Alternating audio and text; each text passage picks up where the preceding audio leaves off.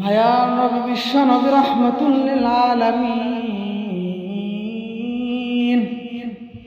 দুনিয়ায় যে সময় ছিল ৬৩ বছর জীবনে বিশ্ব নবী রাহমাতুল লিল আলামিন কখনো বাইতুল্লাহ জিয়ারত ছাড়ে নাই, বাইতুল্লাহ জিয়ারত ছাড়ে নাই।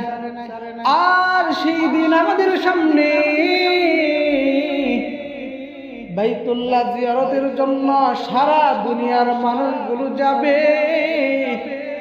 আর লাব্বাইক লাব্বাইকের ধ্বনি দ্বারা ওই বাইতুল্লাহর চারপাশ এত আওয়াজ হবে, এত আওয়াজ। আল্লাহ রাব্বুল আলামিনকে হাজিরন ডাকবে, লাব্বাইক লাব্বাইক বলে ডাকতে থাকবে। এমন একদিন আসবে যেদিন মানুষ বাইতুল্লাহ যাওয়া থেকে বিরত হয়ে যায়।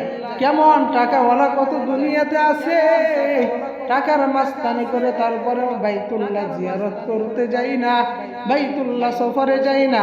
দুনিয়ার বিভিন্ন রাষ্ট্রে যায়, বাইতুল্লাহ সফরে তারপরেও যাই না।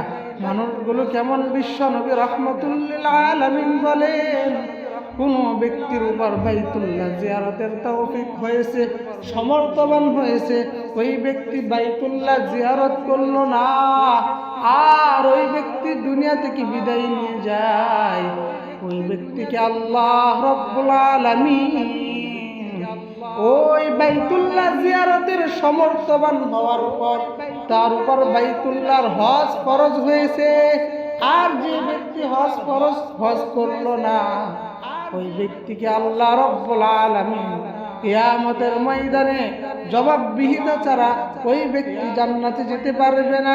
কত হাজি ওই দুনিয়াতে, এই দুনিয়াতে মানুষ দেখানোর জন্য হজ করেছে, কত মানুষ হজ করেছে লোক দেখানোর জন্য।